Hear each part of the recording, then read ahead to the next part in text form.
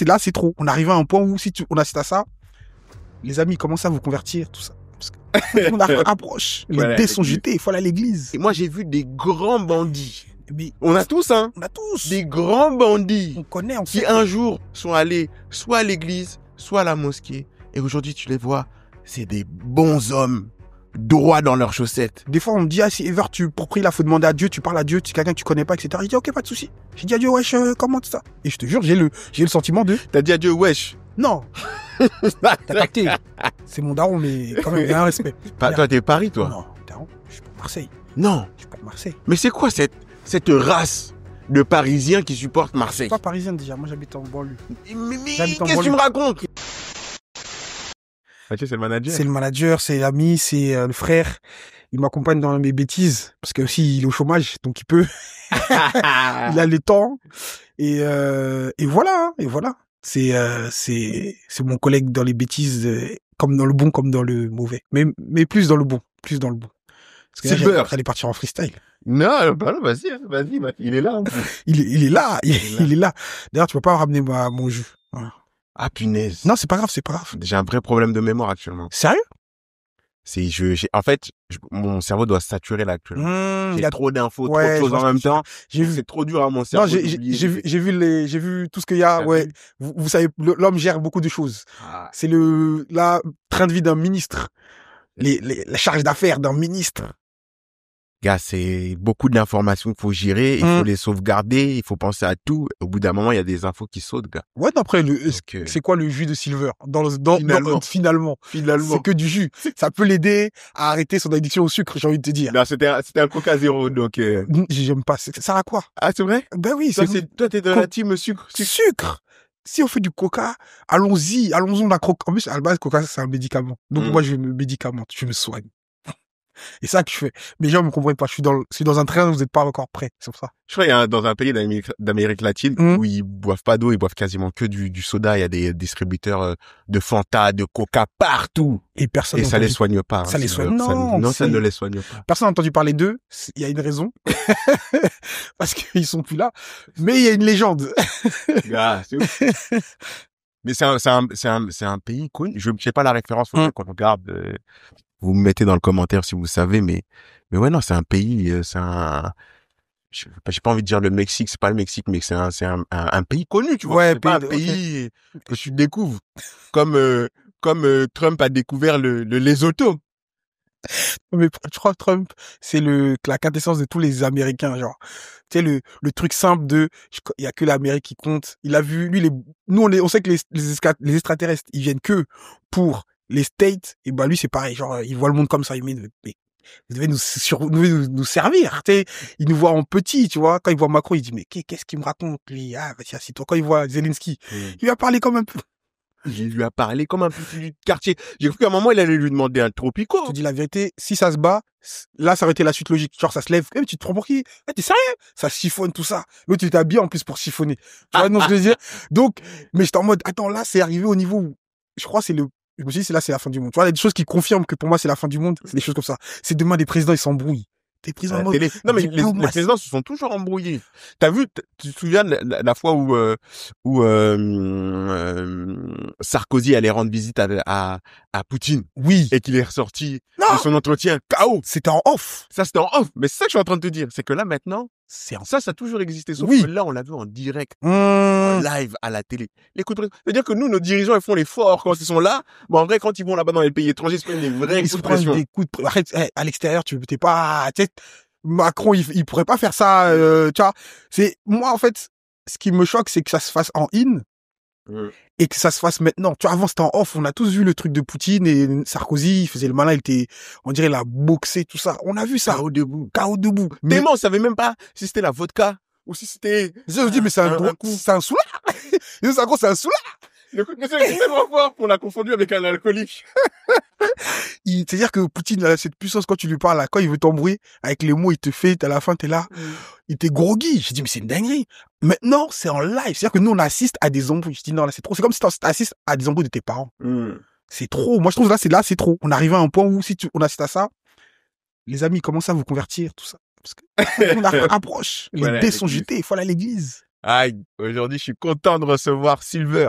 Silver, un ami humoriste talentueux, jeune humoriste, qui a commencé il y a déjà quelques années, hein, mais qui est arrivé sur la scène humoristique un peu après moi. Ce que j'aime bien chez Siri, c'est qu'il est sincère. Il est sincère. Il a la langue en plus.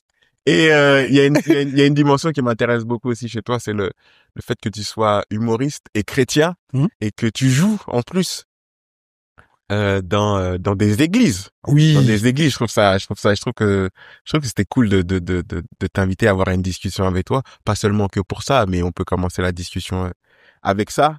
Déjà, d'où tu viens, Siri? Qui es-tu, Siri? Ok, ben je suis Siri, mais c'est Silver. Silver, moi je dis Siri parce que moi j'aime bien l'appeler Siri, mais c'est Silver Siri. Donc déjà merci beaucoup. Ça c'est les anciens, comment on commence. Merci beaucoup pour l'invitation. Je prends ça, je dis merci parce que tu sais, quand tu vois que les gens travaillaient et tu vois leur travail et que tu reconnais leur travail, derrière on en avait parlé.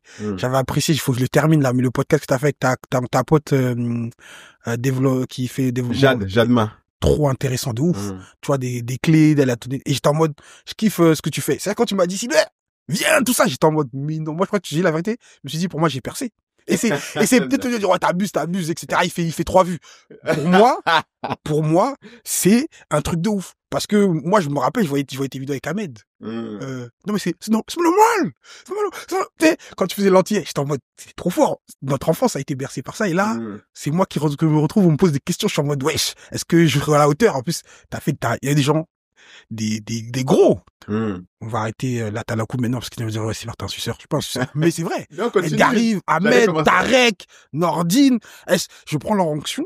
Voilà, comme ça va remplir ma salle.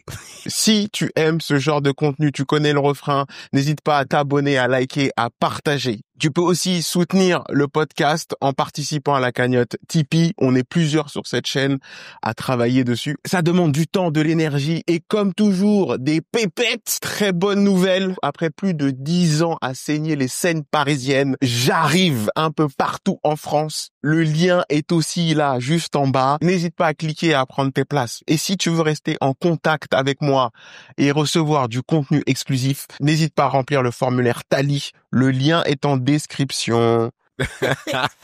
Et donc, l'idée, c'est d'inviter des gens intéressants, tu vois, et des gens avec qui j'aime bien discuter. Et je le dis, je sais pas si je l'ai souvent dit en in. L'intérêt de ce podcast, c'est déjà pour moi, de manière très égoïste, de voir des potes humoristes à l'extérieur de Paris, du ouais, parce que l'extérieur des problèmes, des soucis, parce que je veux dire, parce qu'on se voit aussi dans les comédies à l'extérieur de ce monde. Est-ce que des fois on se voit sur scène, on n'a pas le temps de se voir, plus sérieusement, on n'a pas le temps de se voir, on n'a pas le temps de parler, on est dans le stress de nos blagues, de nos vies.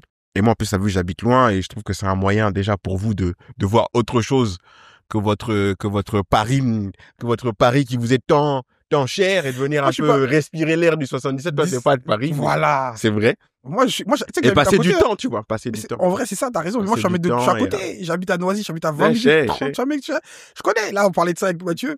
On connaît vos zones, là, où on voit des biches, tout ça, là, et on les voit en vrai. Mais c'est beau. Non, frère, quand t'as jamais vu une biche, la biche, elle te surprend, mais on a eu peur. Vous avez vu une biche? On a vu des biches. Parce qu'on a une pote à nous, elle habite à Nemours. On l'a déposée, tout ça. À Nemours. Donc, c'est même plus Nemours, c'est Nemours. Nemours. Donc, villes, la naissance de l'amour. Exactement. Nemours. Mais la biche là-bas, là, elle vit, c'est-à-dire qu'elle est nourrie. Tu dis, mais là, il y a la chasse qui passe plus ou des grandes biches de 4 mètres. On était là en mode, wesh. J'ai dit, c'est chaud. Non. Donc, j'ai pas répondu à ta question. Moi, non, je suis Silver. Un humoriste, que j'ai commencé à 5 ans, en 2019, on a commencé.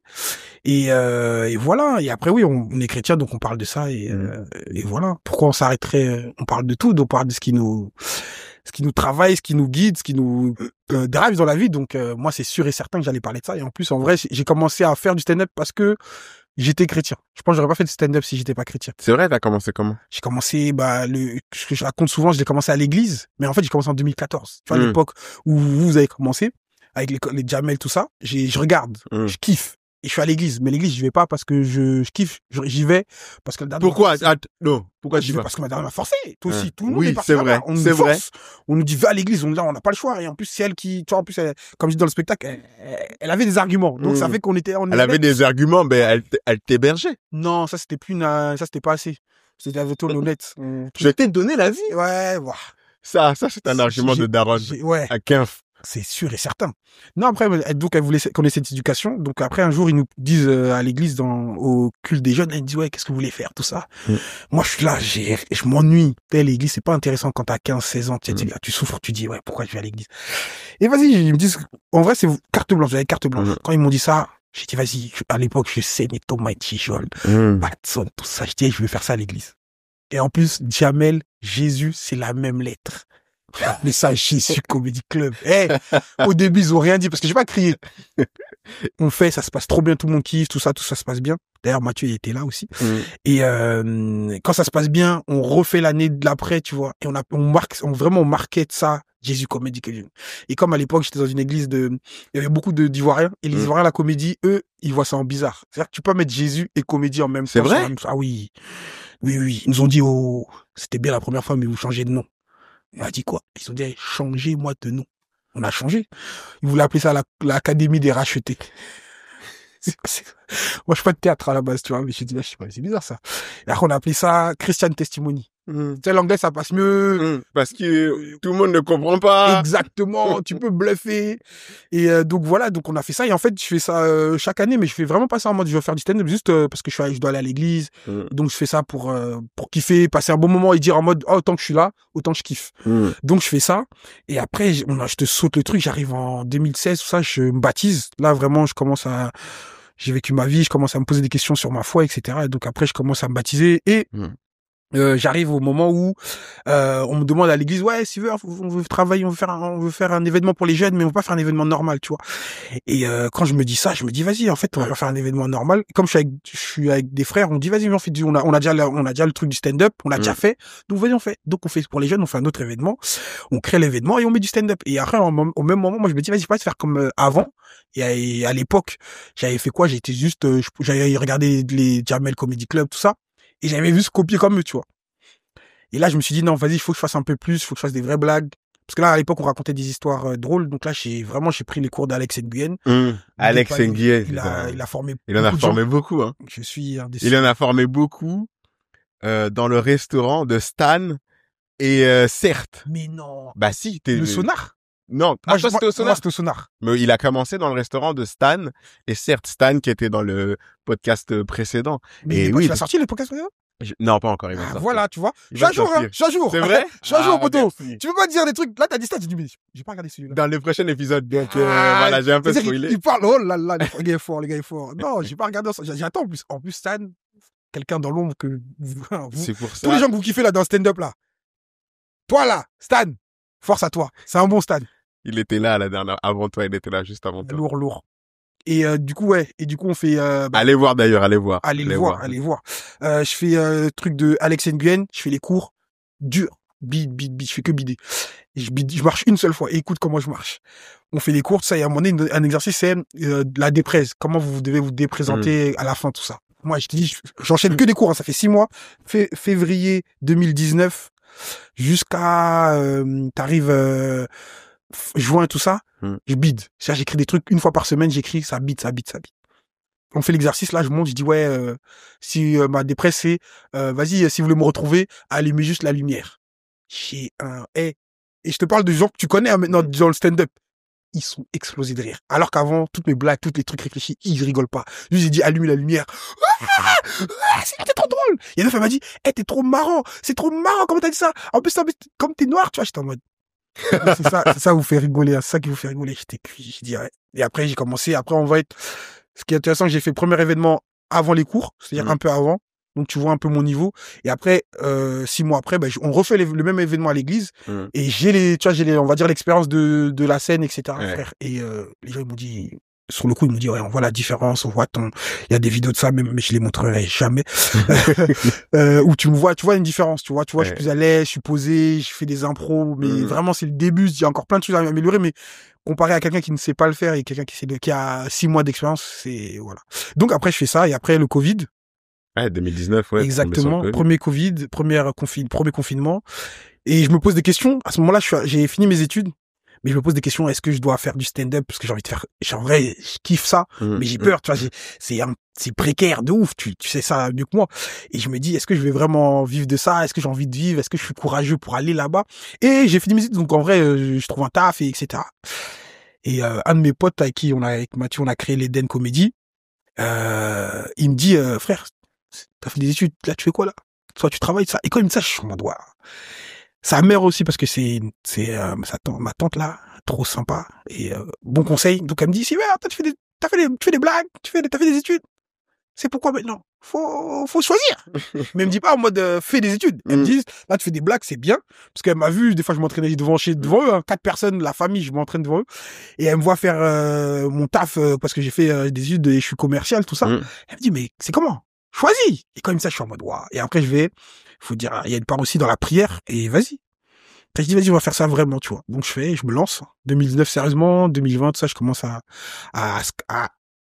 arpenter. Oh là là, j'ai eu du mal avec ce mot. Les scènes, et voilà. Hein. Et après, on n'a pas arrêté. Et après, entre-temps, on a vu que c'était chaud. Personne ne connaissait, donc faut trouver un taf, faut manger, quoi. Donc, on est parti faire la planque, tu connais, surveillant. Donc, je suis parti dans mon ancien lycée. Toi, j'ai revu la même au début de carrière. Exactement. Donc, j'ai fait ça pendant 2 ans et demi en tout. Après, là, par la grâce de Dieu, comme on aime bien dire. Langage des TTS. Langage des TTS, trop spirituel. Par la grâce de Dieu. Nzambé. Et bon, on est devenu intermittent et voilà. C'est génial. Ouais. Le parcours. C'est marrant, t'as dit pas mal de choses intéressantes là, juste sur ta présentation. Ouais. Déjà, l'autodérision dans l'humour. C'est vrai que c'est quelque chose qui fonctionne assez régulièrement. Beaucoup on fait carrière hein, d'ailleurs dessus. Hein. Ouais. Et c'est vrai que c'est une arme dans l'humour parmi tant d'autres. Mais c'est bien de la maîtriser. Tu parlais aussi de la manière dont ta mère t'a amené à la foi. Ah oui, non. Elle dit par la force. Oui, non, elle a tué tous les moyens. Au début, elle nous forçait quand on était petits, frère. Elle nous a fait faire un jour. Je me rappelle plus pourquoi. Elle me dit, vas-y, elle nous lève tous, elle nous emmène. Bam! Elle me dit, on va à l'église. On fait tout un week-end à l'église. Mais je te parle on est à l'église. Mais il y a personne. Il y a personne parce on part vendredi, et on fait vendredi, samedi, dimanche. Hey. Mais moi, je suis en mode, mais pourquoi on fait ça? J'ai dormi par terre, tu vois. J'ai dormi dans des coins où, de base, on dort pas à l'église. On a mis un pas. T'es dans quelle église? Non, mon ami, faut laisser ça. Une église avec un nom, d'église, non, même si je te dis là, tu vois. L'onction divine de la résurrection. Ça là, même, c'est petit. Moi, carrément, je peux te dire que l'acronyme, comme ça, tu peux comprendre, mais sinon, c'est long. Parce que je le connais pas bien. Et je sais pas de leur faire honte, ils vont dire, Sylvain, tu nous as quittés, tu nous laves. Vous êtes les meilleurs, c'est grâce à vous que j'ai rencontré Christ. Mais, elle nous emmène là-bas, tu vois. Quand t'es petit, tu comprends pas, tu vois. Et en fait, elle était, tu vois, mère solo, 4 garçons. Elle nous emmène à l'église, frère. Elle a dit, gars, là, c'est Dieu. Sinon, en plus, on habite en cité, 93. J'habite dans une cité. Grave. J'habite en plein milieu, dans ma cité, là, j'habite en plein milieu. Le carré, on connaît. Finalement, est-ce que ta mère t'a forcé ou elle t'a sauvé? Parce que souvent, oui, moi-même, tu vois, je suis chrétien et moi aussi, j'ai eu le même parcours que toi. Le dimanche, c'était comme l'école. Ouais. T'es obligé d'y aller.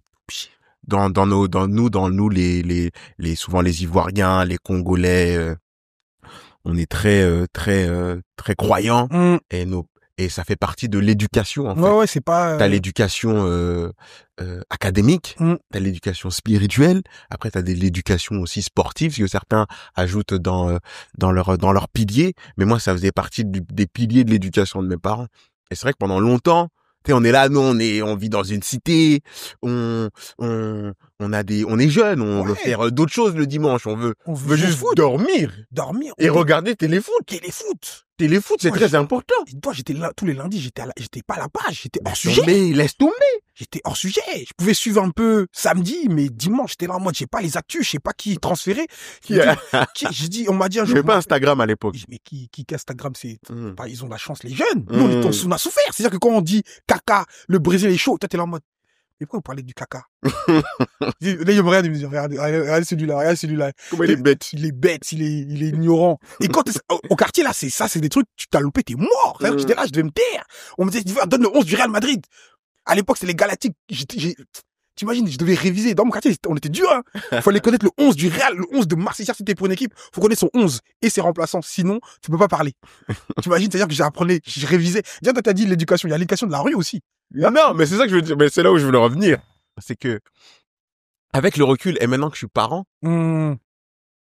j'ai tellement de respect pour ce que mes parents m'ont offert dans leur éducation déjà sur l'aspect religieux. Ouais.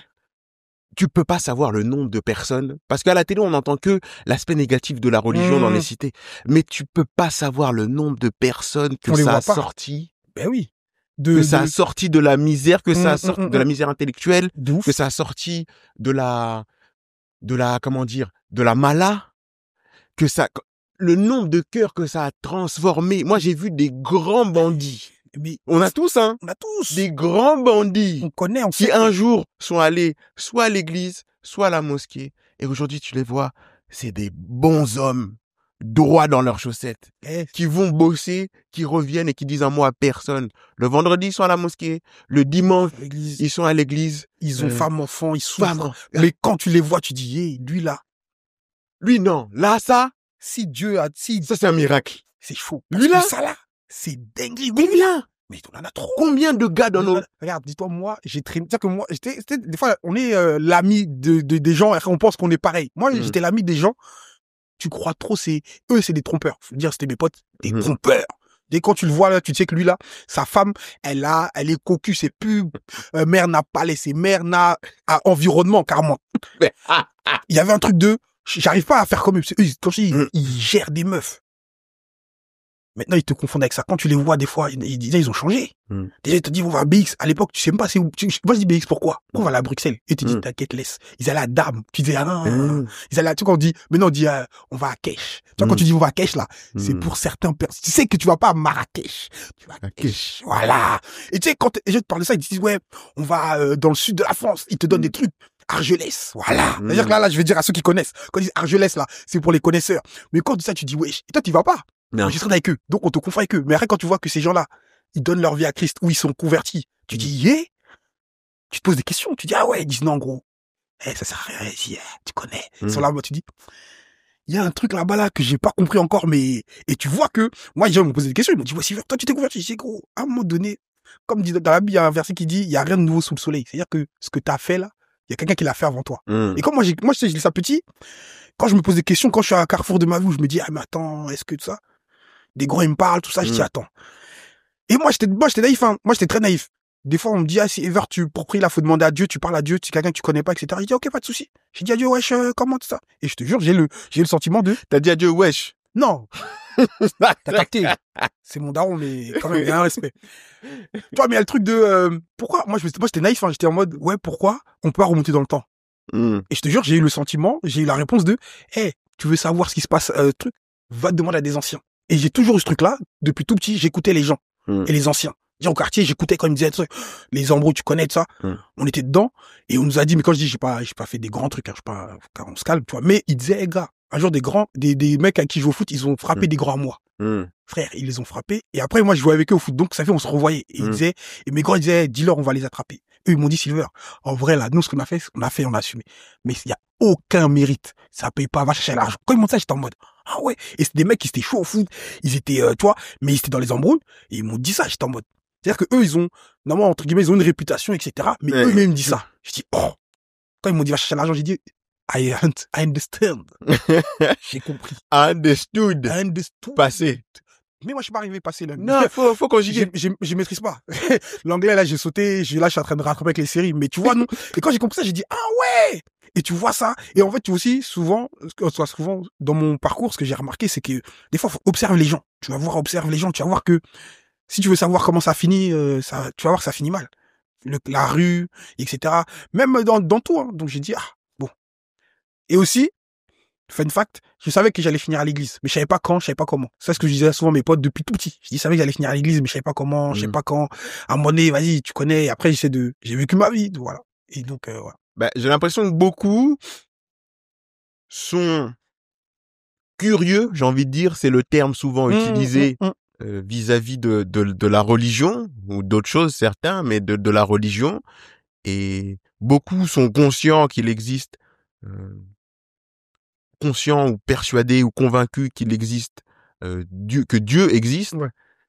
Et qu'à un certain moment dans leur vie, ils sont pas prêts, en fait, à parler spiritualité. Et peut-être qu'à un moment dans leur vie, souvent, ça arrive avec des moments difficiles de la vie où tu commences à te reposer des questions, parce que c'est souvent dans la difficulté que ta foi se forge, et que là, tu arrives à te poser des questions et tu te rapproches souvent de la foi. En l'occurrence, la foi chrétienne aujourd'hui dont on parle, ou même musulmane. Mais oui, finalement. Et juive aussi, là. Et juive. Mais après, souvent, toi, t'es chrétien protestant, j'imagine. Exactement. Chrétien protestant, un protestant, ça passe son temps à étudier l'Ancien Testament et le Nouveau Testament, l'histoire des Israélites. Donc moi, souvent, quand je parle du christianisme, en fait, il y a des différences. Il y a des différences dans les approches entre le christianisme, le judaïsme et même l'islam. Mais en soi, quand tu regardes l'histoire, je sais pas si tu as lu la Bible. Non, j'ai lu. C'est la même histoire, mon gars. C'est la même histoire. Et les chrétiens passent leur temps à étudier les erreurs des juifs. Donc clairement, que tu regardes l'Ancien Testament, c'est un recueil de ce qui s'est passé à l'époque des Israélites et de toutes les erreurs qu'ils ont commises, de la manière dont ils sont comportés avec Dieu, quand ils ont été perdus dans le désert pendant 40 ans, quand ils n'ont pas écouté tout ça pour qu'on en tire les enseignements. Donc en vrai, souvent les foi monothéistes sont les mêmes. Après, bon, il y a des divergences entre les catholiques, les protestants, les juifs, les musulmans. Mais si tu regardes dans le fond, j'ai l'impression qu'on croit tous en un seul et même Dieu. Mais oui. Et c'est marrant. Donc toi, du coup, comment ça se passe quand t'arrives sur scène concrètement à l'Eden Comedy Club? Est-ce que tu te censures du coup sur certaines blagues quand tu as un public en face de toi uniquement chrétien, j'imagine? C'est que chrétien ou il y a... Non, c'est ça qui est paradoxal, c'est qu'il y a des musulmans, on a eu des gens qui croyaient pas en Dieu, on a eu un peu de tout. Et en vrai, quand je suis à l'Eden, il y a un peu plus d'assurance parce que j'ai l'expérience de la scène, mais en dehors, c'est-à-dire que j'ai joué d'abord, je me suis d'abord focalisé au Paname, les scènes, on va dire, lambda, séculières, etc. Et après, les je les fais. Séculière, tu t'emploies des termes, on essaye, vraiment, de pasteur, quoi. Exactement. D'ailleurs, c'est comme ça, comédien, ils aiment bien m'insulter comme ça, là. Mais ouais, c'est ce truc-là. Tu es les MDR derrière. Il sait, il a vécu, lui, il sait, si lui, il parle, il va commencer à dire les termes comme on l'a. Séculaire, ça, j'entends ça que le dimanche. Séculaire. Non, parce que ou séculaire, et souvent ça vient avec les musiques du monde. Après, il y a mondain. T'es mondain. T'es mondain. Mais non, mais c'est parce qu'en fait là, je commence à réfléchir. Si je commence à vulgariser mon truc là, je vais jamais m'en sortir. Je vais faire des longues phrases de 3 minutes. Mais ce que j'essaie de dire, non, c'est qu'en vrai, quand j'arrive à l'Eden, en vrai, je suis plutôt serein dans le sens où la plupart du temps, je connais, on va dire, ce qui marche. Et quand j'écris un nouveau truc, je sais où ça peut marcher. Et après, les gens, en fait, les chrétiens, c'est juste du public. Il y a certaines rêves que moi, dont je fais appel, tu vois. Par exemple, quand je te parle de l'histoire de, je sais pas moi, de Moïse, etc., j'ai pas besoin d'expliquer. Direct là, tu vois, même quand je parle d'Abraham, quand je parle de Adam et Ève, j'ai la rêve, tu vois. Par exemple, un jour, j'ai fait... Mais tout le monde a la rêve, en vrai, hein, parce que ça, c'est des grandes histoires. Ça, c'est des grandes histoires, mais par exemple, tout le monde ne sait pas. Tu parles de l'histoire de Ruth ou voilà, ça va être plus compliqué. Là, t'es dans le détail. Je commence j'ai une blague où je disais Salomon, en gros, ma punch, c'est, vas-y, Salomon, il aime trop les meufs. Ça, la punch. Je fais ça au Golden. Tu connais le Golden. Je fais ça au Golden. Je bide. Bah oui, t'as pas l'arrêt. J'explique aux gens la blague, ils rigolent. Mm. Je fais ça à l'Eden, j'ai même pas besoin. C'est-à-dire que j'ai une sûr. applause. Tu sais, j'imagine, et je suis en mode, et c'est pour ça que j'ai créé l'Eden, c'est parce qu'en fait, j'avais ce gap de, je dois expliquer, et qu'en fait, expliquer, tu perds les gens, parce que tu leur expliques, et il faut que C'est une blague. et voilà, c'est plus une blague, et en plus, tu t'as parlé, et la blague, faut arriver en très peu de mots à arriver à faire rigoler les gens. Là, l'Eden, je te lâche, frère, j'ai écrit peut-être 1 heure de blague qui n'est même pas dans le spectacle, mais 1 heure de blague sur l'église, tu vois, et sur comment on réfléchit, qu'est-ce qui se passe, qu'est-ce qu'on voit. Des fois même, je disais, vous voyez les gens au fond de la salle, dans l'église, ça rigole, ils savent, parce qu'ils ont la rêve. J'ai dû dire ça au Paname, ils vont voir les gens en mode, tu parles d'église catholique, eux ils vont, non, je parle de hockey, vas-y, je dois vous expliquer, non, c'est trop long. Donc l'Eden, c'est un peu zone de confort, mais à la fois je reste pas dans cette zone de confort. C'est toujours par exemple ce que je disais aux artistes qui sont avec moi, je disais moi je viens tout le temps avec du nouveau. C'est pour ça que je me permets de jouer tout le temps. C'est-à-dire que la différence entre vous et moi, c'est juste que moi je vais toujours venir avec du nouveau, quitte à bider, mais je vais toujours venir avec du nouveau. Vous venez avec vous sûr, et c'est bien, c'est pas on n'est pas au même niveau, on n'est pas même on n'a pas le même stade d'évolution. Mais moi, c'est pas que je joue tout le temps. Et donc, voilà. C'est vrai que je viens toujours avec du nouveau. Je me cassais la tête à écrire toujours des nouveaux trucs. Parce que, voilà, je voulais, produire ça et donner ça aussi à mes frères et sœurs, avec qui on partage la même foi, tu vois. Ouais, après, j'ai envie de te dire, si t'es capable de faire, c'est que de l'observation, en fait, le stand-up. Si t'es capable de faire rire une audience, qu'elle soit chrétienne, juive ou musulmane ou athée, t'es capable de faire rire n'importe qui, en fait. C'est juste, tu mets juste en exergue le fait que t'es capable d'observer, en fait. Ouais. T'es capable d'observer et de le retranscrire. En vrai, je me demande même si c'est pas plus... Non, en vrai, c'est le même exercice, en vrai. C'est le même exercice. C'est le même exercice, c'est juste t'as une autre audience et tu sais, et tu connais, c'est, comment dire, tu la connais, l'audience. Donc, en soi, tu peux plus facilement arriver à les faire rire. Ce qui est compliqué avec le Paname, c'est que tous les jours, ça change, en fait. Tous les jours. Tous les jours, ça change. Un jour, tu peux tomber sur une salle avec un CE. Un jour, tu peux tomber sur une salle. Là, en ce moment, tu joues au Paname, c'est le Ramadan. Moi, je joue souvent à 19h, 20h, ça tombe pile poil sur le moment où on casse le jeûne. Il y a pas un rebeu dans la salle. Tu vois ce que je veux dire? Il y a pas un musulman. Donc, il y a pas un musulman, il y a pas un rebeu, il y a rien. Il y a rien. Il y a rien dans la salle. Tu retrouves avec les gens du coin, là, les gens d'ici. Exactement. Mais c'est marrant de le voir. Et donc, des fois, en tant qu'humoriste, tu t'adaptes en fonction de ton public. Ouais, il y a cette part-là. Et là, par exemple, la dernière fois que j'ai joué, il y avait beaucoup de gens qui avaient voyagé, tu sais, qui venaient du Périgord, qui venaient de ceci, qui venaient de ceci. Ouais, il y a beaucoup de gens. Donc, tes blagues vont être un peu plus régionalistes,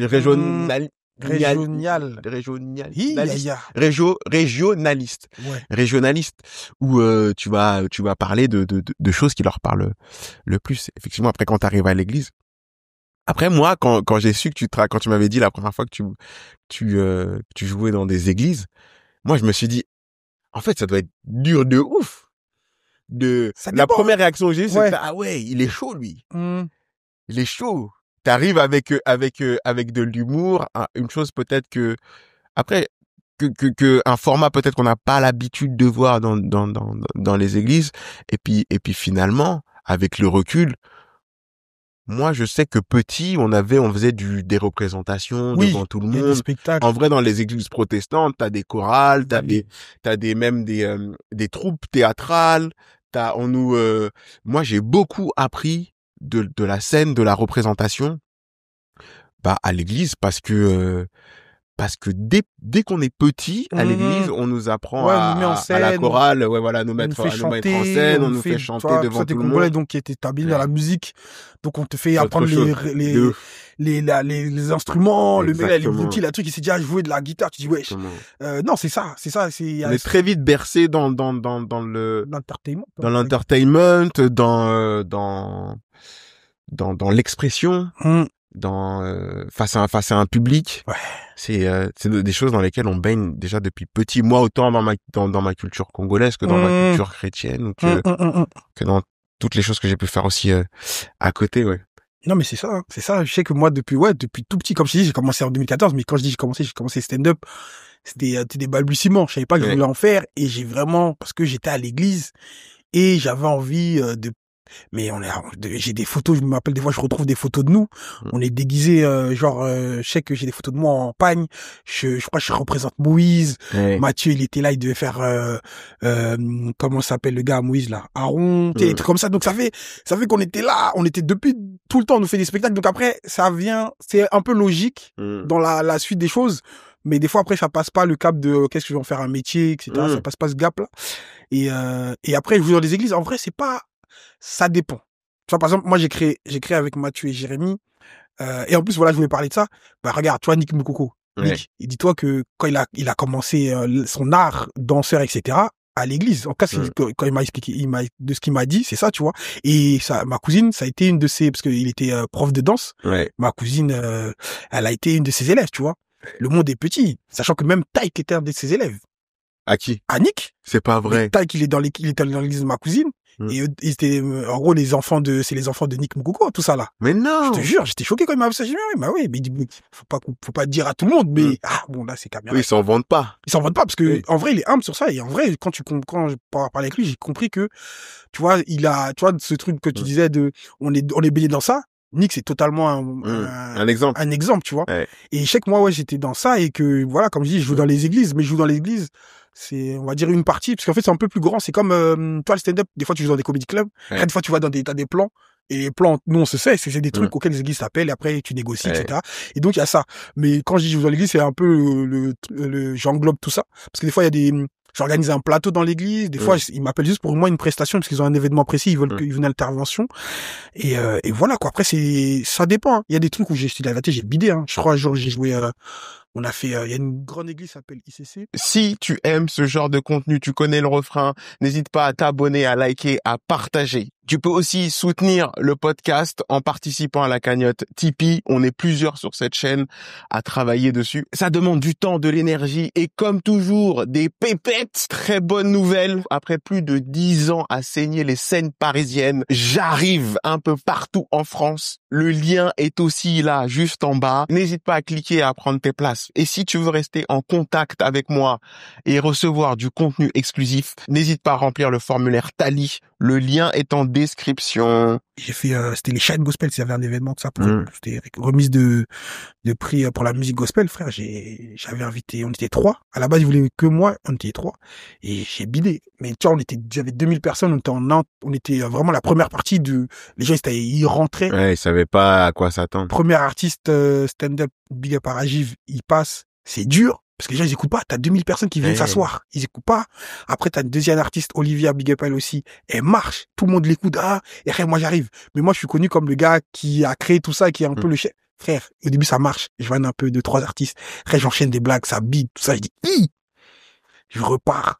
Ils appellent Rajiv parce qu'ils me disent qu'on te fait plus long. Donc Rajiv, il revient parce que lui, là, tu vois, en mode, faut que je me démène, faut que je refasse mieux. Donc il refait mieux. Et moi, je suis là. Tu vois, donc il y a le bien et il y a le oui, mais après c'est la règle même quand tu joues en dehors tu vois. En dehors des églises, c'est des fois ça marche, des fois ça fonctionne. Ouais, non, pour dire c'est dur, ce que tu disais là, c'est dur, mais il y a des trucs dans la même soirée. Après j'ai une autre intervention, je quitte l'église et je vais dans une autre intervention, c'est un truc de jeune. Et là, dis-toi, je cartonne, tu vois, je suis vraiment face à les 70, 80 jeunes, je refais les mêmes blagues. Un peu plus axé sur mon témoignage et, entre guillemets, ma vie de jeune, tu vois, cartonne. Mais c'était le feu, tu vois. Mais une journée, tu vois, où je suis dans une église, 2000 personnes, des chrétiens, grande assemblée, ça bide. Et après, je vais dans une église, il y a que des jeunes, même événement, un événement que pour les jeunes, tout ça. Ça cartonne. Ah, c'est le jeu de l'humour. C'est les jeux, hein, c'est le jeu de l'humour. Mais c'était cool. Pour dire que c'est à la fois, c'est un peu, ça ressemble à, en fait, c'est du stand-up, sauf que la particularité, c'est comme si tu parlais pas une autre langue, mais tu parles un autre français avec un petit accent québécois, tu sais, l'accent québécois, c'est du français, tu comprends, mais, il y a un accent, c'est la même chose, là.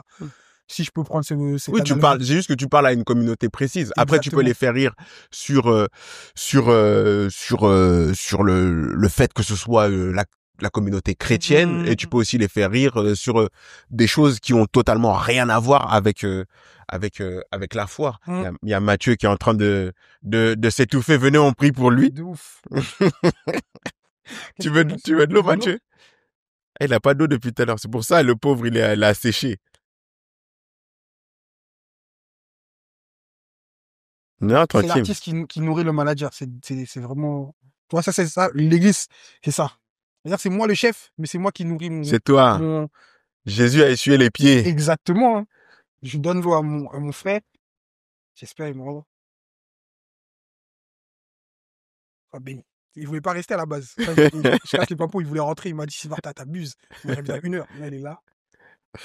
Mais non, c'est lourd, c'est lourd. Une dimension intéressante de l'humour, tu vois. En fait, l'humour fonctionne partout, en fait. Ouais. Partout, il y a des humains et que tu es en capacité de leur parler. Ça fonctionne. Ils vous rigolent. C'est fou. Ouais, c'est ça qu'on... Et tu me disais que tu allais voir une psy aussi là dernièrement. Ouais, parce qu'en vrai, j'étais... De l'église en plus. Une fois, elle est dans mon église, tout ça, et en vrai, j'étais dans une phase, pour être un peu plus dans l'intime, j'étais dans une phase où j'avais besoin de certaines clés, certaines réponses, et en fait, moi, j'étais de la team, pas besoin de psy. Toi, pour ceux qui vont comprendre, j'étais un mec, il y a Dieu, c'est bon. Mes traumas, il va guérir ça, mes blessures intérieures, c'est Dieu, il est capable de tout. Et en fait, à travers les échanges que j'ai eu avec la psy, en vrai, il y a tu sais, ce rapport humain fait que des fois tu peux avoir cette comment dirais-je, cette analyse, ce retour qui est intéressant. Et en plus c'est une professionnelle, tu vois. C'est pas un ami, c'est pas dans le sens où c'est pas Dieu, c'est-à-dire que c'est pas la réponse divine qui va venir sur ta vie, tu vois. C'est vraiment quelqu'un qui est sur son métier et elle fait ça tous les jours et en plus elle a cette aspect qu'elle est chrétienne, donc elle comprend, c'est-à-dire que tu vois par exemple tu peux de dire ok ben en fait non voilà j'ai prié, je pensais que c'était la solution mais là ça marche pas, je pensais que j'étais guéri de ça, j'avais prié à Dieu, etc. Et elle a cette dimension de pouvoir répondre à ça. En plus elle m'a dit un truc de ouf, elle m'a dit, c'est comme ça qu'elle m'a convaincu, parce qu'à la base moi j'étais en mode sceptique, j'écoutais, j'ai parlé avec elle, mais voilà, elle m'a dit regarde, le médecin il guérit le corps, le pasteur il guérit l'esprit et le psy il guérit l'âme. Comme ça j'ai dit c'est bon, tu m'as eu. J'ai dit, elle a raison. Parce qu'elle a dit, le pasteur, parce que pour moi, le pasteur, il faisait les deux, tu vois, l'esprit et l'âme. Elle m'a dit, non, le pasteur, c'est l'esprit. C'est la connexion avec Dieu. Il va te donner les bases théologiques, etc. Il va prier pour toi, etc. Mais l'âme, c'est pas forcément le pasteur qui s'en occupe. Et toi, dans mon discours, moi, je lui faisais comprendre que c'est Dieu qui s'occupe de ça. Elle m'a dit, mais Dieu, il passe par les gens. On est d'accord. Elle me dit, oui, je dis, ouais. Elle m'a dit, voilà, la psy, son travail, c'est de guérir ou de t'aider à guérir ton âme. Et comme ça, je dis, ah ouais, J'ai dit, elle m'a convaincu. Allez, tiens, 70 balles. C'est ça qui s'est passé. Donc voilà, j'ai fait ça pendant un temps. Et bon, j'ai arrêté après parce que 70 balles, c'est cher. C'est cher, hein? Mais je crois que maintenant, et tout le monde n'est pas au courant, je crois que maintenant, on a droit à 5 ou 4 séances remboursées. Très vite. Ouais. Si t'as des vrais soucis. Ça va. Tu rigoles, mais je te jure que 1 heure là. Non, ça va trop vite. Hein. On rigole pas. T'as fini, elle dit, c'est fini. Tu te dis, mais, je souffre encore. En plus, là, on a ouvert un truc. Mon père, elle va te regarder et dire, c'est fini. Il y a d'autres clients. Avance là-bas. Garde ça en suspens. Et après, tu restes avec toutes les questions. C'est-à-dire, toi, tu restes là. Elle te laisse sur un à suivre. 3 petits points. Et des fois, elle dit, le prochain rendez-vous est dans 1 semaine. Non, c'est trop. C'est trop. Donc, en plus, moi, je suis arrivé on a ouvert plein de trucs. Tu vois, c'est comme, il y a une pote à moi, elle disait, quand t'es avec une psy, c'est comme si elle défrichait, elle t'aidait à défricher ton terrain. Ouais. Et moi, on a défriché, à un moment donné, je crois, mon terrain, il est petit, hein. T'es pas grand de ouf. Donc, ça fait qu'on l'a défriché, j'étais en mode, on a fini, là. Elle me regardait en mode, et vraiment, c'est ça qui est intéressant, c'est qu'elle te dit pas, on n'a pas fini, ou on a fini. C'est, elle te dit, toi, tu estimes qu'on a fini? On a fini. Si tu estimes qu'on n'a pas fini, on continue. Et toi, moi, j'aime pas les réponses comme ça. De nature, j'aime pas. Je dis, on a fini, on n'a pas fini. Là, t'es là en mode, c'est toi. Je suis en mode, non, pas le professionnel. Réponds ma question. Je te paye, tu vois. Et donc, après, je suis arrivé à un truc où j'avais plus rien à dire, où j'estimais que j'avais plus rien à dire, donc j'ai arrêté tranquillement, tu vois. Et en plus, comme en plus la croise à l'église, bon, je sais pas si elle voudrait que je dise tout ça, mais en tout cas, je sais que elle m'a beaucoup aidé. Moi et Mathieu, des fois, on fait la blague. Et c'est qu'une blague, on doit dire. On dit, si on veut gagner de l'argent là, il y a un business, c'est l'église. Entre nous, les gens qui croient pas, les gens qui ont la culture, ils savent que, t'imagines, il y a des pasteurs, ils sont riches dans des pays où le pays, il est pauvre. Laisse tomber. Dinguerie, wesh. Ça me bute. Tu te dis, mais wesh, tous les gens, ils souffrent. Mais toi, t'es là, tu roules en Rolls-Royce. Normal. Bien. Tu voyages en classe affaires. Le billet, il a 5 000 balles. 5 000 balles, c'est même pas c'est genre 1 an ou 2 ans ou 3 ans de salaire dans des pays. Tu dis, mais c'est une dinguerie. Et tu comprends qu'en fait, il y a un business dans la foi, tu vois. Ouais. Et je peux pas dire, en tant que croyant et pratiquant et vraiment, parce que c'est un truc qui me parle, ne peut faire que non, pas tout est parfait. Il y a des choses qu'il faut dire, il y a des voleurs. C'est-à-dire, si demain, Bien sûr. si demain, j'étais ambitieux et animé de mauvaises intentions, mais frère, je te dis la vérité, je suis pasteur. Je crée mon église, papa. T'es escroc, dis pas pasteur, parce que la sémantique est importante. Pour que tu comprennes. Mais oui. sinon, oui, je suis un escroc, c'est un escroc. Un escroc. C'est juste que le titre qu'il va mettre, c'est pasteur, t'as des fidèles, ils t'envoient l'argent, et tu voyages, tu dis, ouais, Dieu. Mais, pour avoir lu et médité la Bible, il y a un sort qui les attend à ces gens-là. Je te dis la vérité. C'est pour ça que quand tu me dis ouais pasteur tout ça, si on prend le terme et on prend l'onction si je peux me permettre ou le travail, le fardeau de ça là, tu peux pas rigoler avec ça. Non, tu peux pas. C'est des trucs. Mais c'est comme les dérives dans l'église catholique par exemple. Les dérives. Enfin ces hommes qu'on appelle prêtres. Moi ça me fait toujours mal quand j'entends que le prêtre a violé un tel. Le mec, c'était un prédateur sexuel. Si c'était un prêtre, il n'aurait pas fait ces agissements sur les enfants. Et malheureusement, les gens ont tendance à confondre. Je dis maintenant, on dit que tous les prêtres sont des... Ouais, c'est la blague. Sont des pédophiles. Gars, il y a 99, je ne sais combien de prêtres sont des prêtres tout simplement. Mais parce que un tel est un prédateur sexuel et a mis son masque de prêtre et s'est fait passer pour un prêtre. Maintenant, tous les prêtres sont des prédateurs sexuels. Ça fait mal à, tu vois, sérieusement. Ça fait mal à la communauté. Ça fait, tu vois, pour te dire, en Occident, t'as cette blague facile que ouais, vas-y, t'as l'église, t'as essayé de te violer alors que tu dis, mais il y en a plein qui n'ont pas fait. Et en fait, sur la main, c'est peut-être 2 ou 3 qui ont fait. Quand je dis 2 ou 3 pour faire des généralités, tu vois, qui ont mal fait, qui ont été des agresseurs sexuels, qui va desservir toute la communauté. Tu vois, parce que les pasteurs, je pense pas que si tu fais tous les bons pasteurs et tous les mauvais pasteurs, si tu fais un ratio, tu vas voir qu'il y en a plus, mais comme le bien. On n'entend plus parler. Exactement, t'entends plus parler du mal, des petites événements, on va dire, où un tel a volé un tel, a volé un tel, que toutes les autres bonnes églises qui sauvent des gens. Moi, ma mère, c'est grâce à l'église que elle a pu élever 4 garçons dans une cité dans le 93. C'est grâce à l'église. Sinon, je te dis, s'il n'y avait pas l'église, je te dis la vérité, ma mère, là, elle souffre. Il y en a peut-être un de ses enfants, il a fini en prison. C'est ce que des gens, entre guillemets, ont prédit à Madara. Ils disaient, Madara, tes enfants vont finir, t'as pas de mari, t'es toute seule, tu travailles, jour et nuit. Tu crois que tes enfants, ils sont dans un quartier, ils vont pas finir en prison? Ah non, frère. Tous les jours, elle priait pour nous, tous les jours, elle fait des trucs, c'est l'église, tu vois. Ça, on en parle pas assez. Puis elle vous a sorti de la banlieue aussi avec... Ouais, elle nous sortait de la banlieue le dimanche, c'est-à-dire qu'on avait un autre cadre. On regardait pas téléfoot, au début on avait le seum. Mais ça nous a mis, en gros, ça nous a ouvert une porte de, il y a un autre truc, tu vois. Parce que à l'église, je fréquentais des enfants que je fréquentais pas dans le quartier. Exactement, tu vois, de milieux sociaux différents. Tout ça, moi j'étais en mode, quoi? Les devoirs, ça c'est moi les devoirs, je les fais 10 minutes avant que le prof il me prenne ma feuille. C'est pas avant. Lui, il fait samedi, dimanche, tout ça. Il rentre à l'église, il médite, il lit la Bible. Moi, j'étais en mode la Bible, vas-y, elle est même pas marrante, tu vois. À l'époque, c'était ça. Donc, ça fait que, c'est vrai, il y a des prédateurs sexuels, il y a des escrocs, il y a des violeurs, il y a parce que l'église, c'est des gens qui sont pas parfaits qui viennent à l'église. Souvent, les gens, ils oublient, les gens, ils négligent. C'est des gens, moi, je suis pas parfait, hein. Bien sûr. Ce que je dis aux gens, c'est, j'en ai fait une blague même, c'est, les scandales que vous voyez des pasteurs là, c'est qu'ils sont révélés. Mais si on doit vous asseoir et dire, toi, c'est quoi ton scandale? Si on dit, bon, toi, montre aussi, mets sur la balance, toi, ce que tu fais. Les gens, ils vont se taire. Si vous parlez parce que vous avez vu. Mais si on monte pour vous là, est-ce que vous pourrez parler? Est-ce que vous serez aussi virulent sur les réseaux à dire ouais, les églises, non, ma sœur, quand tu parles là, déjà regarde-toi. Regarde-toi, est-ce que toi tu peux parler? Et quand tu fais ça, personne ne peut parler en vrai. Donc qu'est-ce qu'on fait? Voilà, on s'assoit, on demande pardon, on avance, on essaie d'être bien motivé, avoir un bon cœur et bonnes intentions et avancer. Mais sinon personne peut parler. Hein. T'as regardé un peu, je sais que toi t'es footeux toi. Oui. Toi, t'es un grand footeux de... Oui. Là, j'ai eu chaud. Toi, t'es Paris, toi? Non, t'es ouf. Je suis pour Marseille.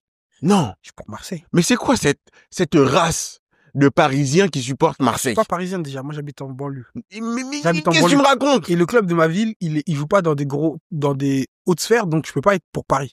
Sachant qu'en plus, moi, j'ai vécu, comme je t'ai dit, dans un quartier. Moi, j'ai grandi à l'époque où Paris, c'est pas ouf, hein. Donc, si t'es pour Paris, là, t'es vraiment un vrai. Moi, mes grands. Tu sais ce que tu es? Tu es un lâche. Non, attends, je vais finir. Tu es un lâche. Non, faut dire les termes. Mais ça, tu penses qu'à Marseille... Non, je veux même pas te laisser développer ton argument parce que tu penses qu'à Marseille, il y a des gens qui supportent Paris. T'habites où? Moi, j'habite. C'est quoi donne ta ville. Moi, je suis born and raised Melun. Voilà. Est-ce que tu supportes Melun? Toi, t'es pour Paris. Mais Melun, non. Bah, bien sûr que si. S'il y a un match maintenant, Melun ou quoi que ce soit. Mais c'est si on suit votre logique au bout. Tu dois être pour Melun, pas pour Paris. Mais est-ce que Melun, ils sont en Ligue 1? Est-ce que Melun, ils sont en... Moi. Mais Marseille, c'est où? Marseille, tu viens de Marseille? C'est en France. C'est la logique, c'est même pas de logique ce que tu es en train de dire. Non, parce que le foot, c'est quoi? C'est choisir une équipe que t'aimes. C'est pas une chose parce que ta localisation. Ça, c'est parce que c'est juste pour discriminer et disqualifier dans le discours, dans les arguments, dans le débat, les gens qui sont pour Marseille. Mais sinon, si on doit choisir, comment t'as choisi Paris? Parce qu'on t'a dit. Parce que, pourquoi tu choisis Paris? Pourquoi est-ce que tu choisis une ville? Parce que, premièrement, parce que peut-être que c'est la ville dans laquelle tu habites, ouais. Parce que tu as grandi dans cette région, ouais. Parce que quand tu allais à l'école, la région a financé ton lycée, la région a financé ton université. Mais rajoute, quand ça a été le département, quand tu étais à l'école en primaire ou en maternelle, le département a financé. C'est quel département? Moi, c'est quelle région? C'est le 93. Si je mais 93, j'ai vécu à... Il y a qui? Mais non, mais encore tu me dises, je supporte pas Paris, je supporte le PFC maintenant, ou je supporte... tu vois, je supporte, comment il s'appelle le PFC ou le Red Star. Oui, d'accord. Mais tu me dis Marseille. Non, tu choisis ça. Mais Marseille. Non. Moi, j'ai vécu à une époque où il fallait choisir. Parce que toi, tu es supporter d'Arsenal. Voilà. Mais pourquoi je suis supporter d'Arsenal? Parce que j'ai une histoire avec Arsenal. Oui, mais moi aussi, j'ai une histoire avec Marseille. Non, parce que moi, quand je vais à Londres, moi, j'ai vécu à Londres. Et quand je vais à Londres, moi, ma famille, allait à Hackney, allait à Highbury and Islington. Highbury and Islington, c'est Arsenal. Et c'est là où je vivais.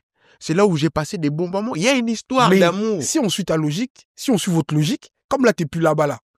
Tu peux plus être pour Arsenal. Comme tu veux plus là-bas. Mon cœur n'est toujours là-bas. Et c'est ça, on va mais non, mais toi, est-ce que t'as été là-bas à Marseille? Ben oui, mon ami, c'est ça, tu m'as pas écouté. J'ai une tante qui a vécu là-bas.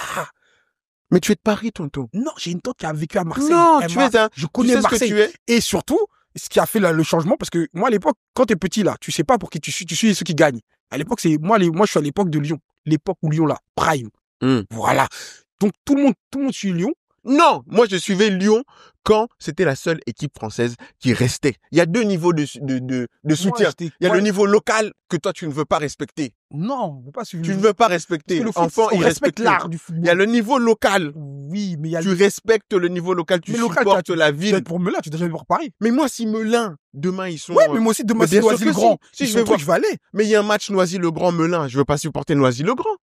Je supporte Melun. C'est tout à fait normal. Mais du coup. D'accord. Mais là, ça, c'est le niveau local. Maintenant, tu as le niveau régional au Ligue 1, admettons. Mais après, tu peux choisir. Ligue 1 maintenant. Paris, c'est Paris. On est des Parisiens. Tu vas jouer à Paris. Quand tu montes le week-end, quand tu montes le soir, tu montes où? À Paris ou à Marseille? Tu montes à Paris. Après, maintenant, il y a le niveau national. Quand? Pour moi, ça devrait être comme ça pour tout le monde. Non. Quand il reste plus qu'une seule équipe. C'est pour ça que les écoute-moi. Non. Quand il reste plus qu'une seule équipe en Ligue des Champions française, une seule équipe, même si c'est Paris ou Marseille, je n'ai rien à foutre. Toute la France doit être derrière cette équipe. C'est comme ça que ça doit fonctionner. Et pas autrement. Si tu n'es pas d'accord, je n'ai rien à foutre. Niveau national, il reste une seule équipe, que tu sois Marseillais ou quoi que ce soit, parce que maintenant c'est Paris. S'il reste que Paris, tu es pour Paris. Non, tu t'es tais. Mais non, mais parlez foot, tu veux plus m'écouter. Moi, je dis juste, regarde, comme à l'image de... On a grandi. J'ai grandi au quartier. Au quartier, on s'asseyait, on parlait de football.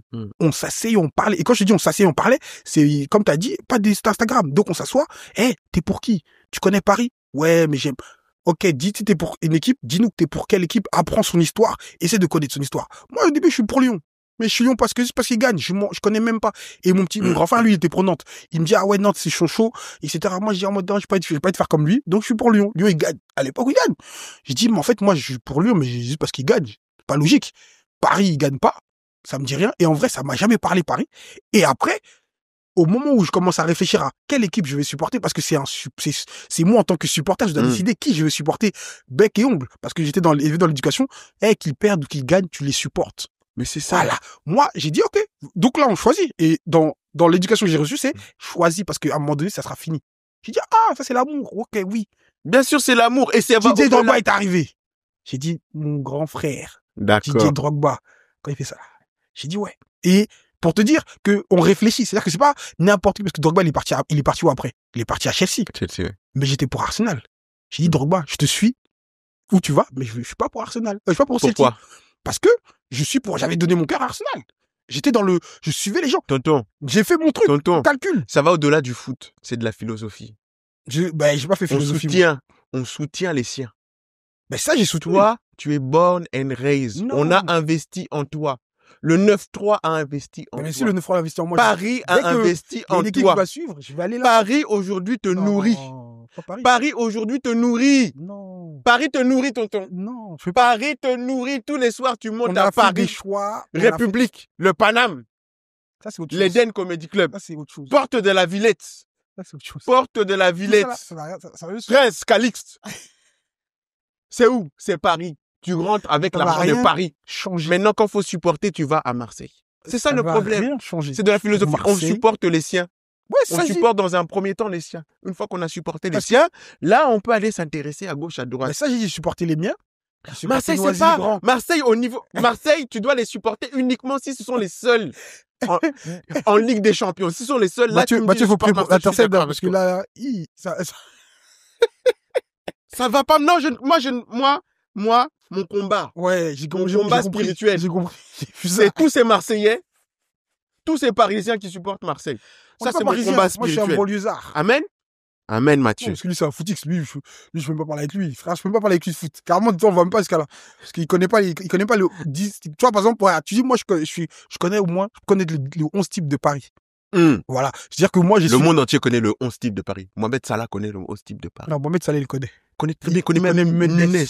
Il connaît Mendes, pardon, Nuno Mendes, je voulais dire. Tu vois, non, moi, je connais ton équipe mieux que toi. Non, j'allais dire Nuno Mendes, mais j'ai confondu avec, mais je voulais dire Nuno. Bah, après, je dis Mendes. On connaît ton équipe. On connaît le foot. Nous, on est, regarde, je veux dire, moi, je vais au-delà je me lève. C'est-à-dire que je suis pour Marseille, parce que j'ai choisi Marseille comme équipe de cœur en France. Par un choix. Salaud. Oui, si tu veux. Imposteur. Maintenant, on connaît le foot. On apprécie le beau jeu. On est dans ça. On est dans le football. On aime le football. Et en plus, on pratique. Siri, tu as droit de supporter. Siri Silver. Tu as droit de supporter. Je te permets. Tu as droit de supporter Marseille. Ouais. Mais tu dois d'abord supporter Paris. Non, c'est pas logique. Tu peux supporter Paris et Marseille en même temps. Si tu es parisien, tu dois d'abord supporter Paris. Maintenant, si tu veux supporter Marseille, c'est ton problème. Tu as droit d'être un Ivoirien et te sentir congolais. Si tu veux. Okay. Mais tu es d'abord Ivoirien. Ok. J'ai d'abord Ivoirien, il faut d'abord supporter les Ivoiriens. Ok, ben, je me sens Marseillais. Donc c'est pour ça que je persiste à supporter cette équipe qui me fait souffrir. C'est ça, 2025, c'est ça le problème, c'est l'identité. Les gens ont du mal avec l'identité. C'est, tonton, tu es le fruit de la banlieue. Tu es le fruit de Paris. C'est pas Paris. Parce que le fruit de Paris. Toi et moi, là. Paris, c'est Paris. Saint-Germain. Saint-Germain. Saint-Germain, c'est pas Paris. Non, je peux pas être. À la base, Paris, ils s'entraînent dans le 78, hein. Non, vous souffrez trop, Paris. Marseille, on souffre plus que vous, mais déjà, même le foot, là, j'ai enlevé mon cœur dedans parce que c'est des souffrances, des pleurs, des larmes, des cris. Reviens à la maison. C'est dur. Non. L'enfant prodigue. Reviens à la maison. Toi, tu sais. Reviens à la maison. Supporter Arsenal, c'est facile. C'est dur. Mais je supporte. Parce que ce sont les miens. Non, moi, ils m'ont tué. Moi, je supporte les miens. Ils m'ont tué. Bah, ça, moi aussi, je supporte. Mais non, tu sais quoi, je suis un gars de l'extérieur. Je regarde, j'apprécie, ouais. Bien joué à Marseille. Bien joué Paris quand vous vous qualifiez. Je peux commenter parce que j'ai le bagou, je regarde. Maintenant, on n'est plus dedans. Tu vois, par exemple, moi, je suis, de base, même, mon vrai club que je supporte maintenant, je me suis dit, je vais me contenter que de lui. C'est le Real de Madrid. Je me contente que du Real. La Maison Blanche. Le plus grand club de tous les temps. Je me contente que de lui et déjà, ça fait mal. Déjà, c'est beaucoup trop de souffrance. Mais ce que j'aime bien avec le Real, c'est qu'il te donne la foi. Voilà. Tu vois, j'ai lié ma foi à ce club et Silver me pousse à plus croire en Dieu. Silver. Ouais, c'est moi. Bon, avant que tu parles de Dieu, j'allais dire tais-toi. Tu vois, c'est l'esprit qui m'a poussé. Je savais. Silver. Ouais. Le problème, c'est que t'es pas allé au parc. Mais faut aller vivre, faut aller invite-moi, parce que expérimenter. c'est vous qui avez les places. Moi, j'ai payé. C'est Karim, il a les places, je crois. C'est pas moi. Moi, j'ai payé, hein. Non, en vrai, des fois, j'ai payé, des fois, j'ai pas payé parce que mon fils, il a inscrit au Junior Club. Il a inscrit au Junior Club. Et attends, j'ai une question. Tu préfères le match, chez toi ou au stade? Chez moi, c'est-à-dire. Bah, par exemple, mais non, gars. C'est comme, tu préfères écouter un MP3 de ton meilleur artiste ou tu préfères le voir en concert? Très bonne question. Après, moi, je crois, je sais pas si je suis concert de ouf, hein. J'en ai fait des concerts. J'ai fait des trucs, mais je sais pas. En vrai, j'ai l'impression. Deux choses différentes. Ouais, tu vois, par exemple, je suis parti à la CAN. J'ai vu les matchs à la CAN. J'ai vu des matchs à la CAN. Certains, j'en ai vu à la télé, mais j'étais en Côte d'Ivoire. Et je te dis la vérité. Il y a une ambiance. Je comprends. Il y a une ambiance. On a fait par exemple, faut que ce soit ton équipe. Soit ton équipe. Soit ton équipe. Faut que tu sois pas derrière un poteau. Et il faut, bien placé. Moi, j'ai fait des trucs. On est parti regarder Maroc, à la CAN. C'est Maroc-Éthiopie, Mathieu, on avait regardé? Non, Maroc-Mauritanie. Je te dis, j'étais pas marocain. Mais j'étais content qu'ils nous aient sauvés. Mais comment, à un moment donné, Hakimi, il rate le but, là, il rate le penalty en live. J'ai vu les déceptions des Marocains. Aïe, déception, ça a un goût, hein. Aïe, oh non, j'ai dit c'est chaud. Heureusement, je suis pas marocain. Mais regarde, à la CAN, tu sais, j'arrive quel jour? Je devais arriver le premier jour. C'est mon grand regret de pas avoir fait le voyage. Et mon ami, la CAN du siècle. J'arrive le jour de la défaite. Mon premier match que je regarde à la CAN, c'est le jour de la défaite. J'arrive jeudi, et le samedi, je regarde le match, c'est la défaite. J'ai des snaps où tu me vois crier en mode, ouais, parce qu'on avait marqué des buts. Ils ont annulé. J'ai 3 snaps où tu me vois crier, waouh. Après, je suis en mode, ils ont encore annulé. J'ai souffert. J'ai dit ce jour-là, j'ai dit, ah, ok, c'est ça le football. Faut que enlever ton cœur. Mais j'avais ce truc de, quand tu loupes une action, il n'y a pas de rediff. Il n'y a pas le mec qui dit, ah, il a raté, nanana, tu souffres. Oui. T'es là en mode, mais j'ai pas vu. Mais je suis allé chercher le hot dog. Ouais, en plus, là-bas, tu manges garba. C'est-à-dire que tu prends, tu prends ton bissap, tu prends ton garba, tu manges, t'es là, yeah! Après, t'es en mode, y'aura but. Non, c'est dingue. Je comprends la ferveur. Après, tu peux pas tu sais, ceux qui vont tout le temps, ceux qui sont fanats, et tout ça, je les comprends. Je les comprends pas jusqu'au point d'aller tous les jours. Parce que des fois, t'es bien chez toi, t'es posé. Tu vois, par exemple, quand moi j'ai regardé PSG Liverpool, en priant que vous perdez. Tu vois? Oui, je suis salopard. Oui, j'ai dit les termes. Enfin prié, mais je voulais que Salah fasse du Salah Nino. Mais Salah, il se fait manger. Il a éteint. Il a éteint. Et il a dégusté. Mais il a graille. Je te dis la vérité, ce qu'il lui a fait là, j'ai juré, c'était une dinguerie. Jusqu'à ils ont dit, Mohamed Salah, c'était pas Mohamed Salah, c'était Eni. C'était Mohamed Eni. J'ai dit, c'est une dinguerie. Ils sont méchants. Tu sais quoi? Non, mais plus sérieusement, les réseaux sont méchants. Les réseaux sont très méchants. Très méchants. Très, très méchants. Il faut même des photos, genre, où mettre Mohamed Salah en première ligue et Mohamed Salah en Champions League. Ils ont dit quoi? Ils ont dit, Nuno Mendes est rentré de Liverpool avec les poches pleines. Je dis, mais avec quoi? Il y avait Salah dans ses poches. Ils ont dit, sur bagage. J'ai dit, non, c'est une dinguerie. Il l'a gardé dans sa poche. Retour. Et ce qui m'a choqué, c'est que, même de l'autre côté, il y a un autre, là, j'ai vu comme il s'appelle le gars de Liverpool, là, il y a un autre gars, un peu technique, qui est fort aussi, qui fait quand tu vois la première ligue. Il est là. Imprévisible. Hakimi l'a mangé, j'ai dit.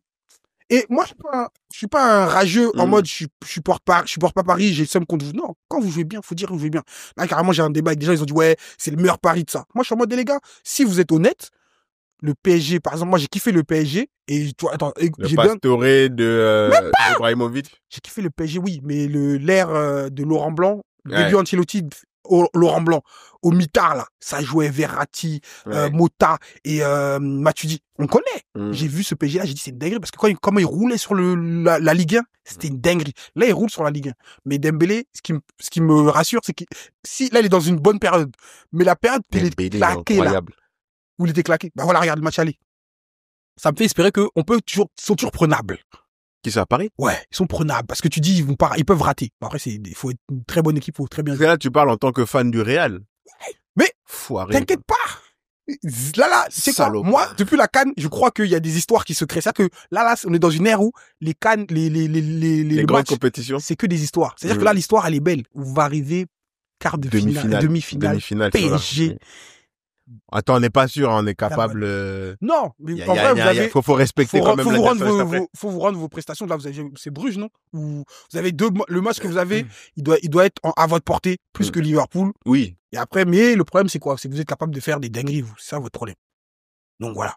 Mais, en étant supporter du Real, quand je dis ça, là, on est capable de faire aussi la même chose. Bah, déjà, hier, c'était compliqué. Hey, mon ami. J'ai pas regardé le match, j'étais occupé, Le penalty refusé parce qu'il touche 2 fois son pied ou je sais pas quoi là. Ça, quand j'ai revu là, j'ai dit c'est une dinguerie. J'ai dû mettre play. Ouais, j'ai dû mettre replay. Ouais. J'avais pas compris. Personne n'a compris. Parce que la fin du match, j'ai regardé sans le son. J'étais là. Ah ouais. Moi, j'ai regardé de loin. J'étais en train de bosser là avec madame, donc c'était dur. Mais tu vois, ça criait. Tu vois, j'étais dans un foot court là. Je regarde le grand écran, tu vois, Boum Villette, j'étais là. Ouais. Gars, ça crie. Ouais.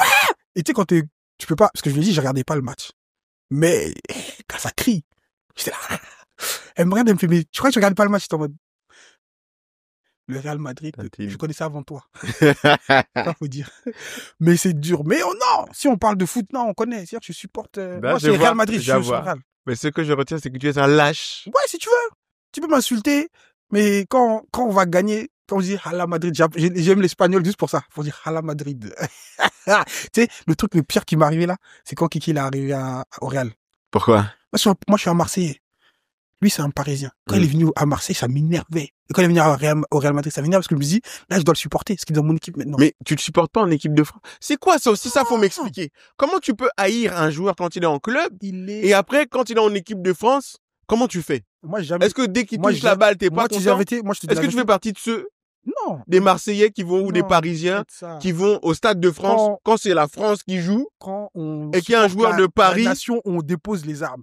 Non, il y en a, ils sifflent. Non, il y en a, genre, Kiki, il a la balle. Mais c'est, oh, si t'es Parisien, ça nous a énervé. Ça provoque des émotions. Tu nous as énervé. Quand tu pouvais nous faire gagner la Coupe du Monde. On demande 2022. C'est 2022, non? De quoi?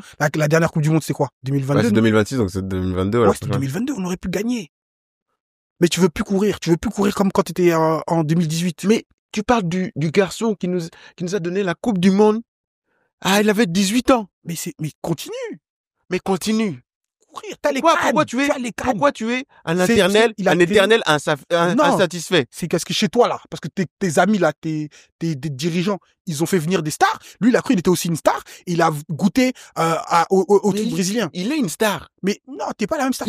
T'es pas la même. Il est. Reste le monégasque. On voulait que tu restes un monégasque comme quand tu étais à Monaco, là.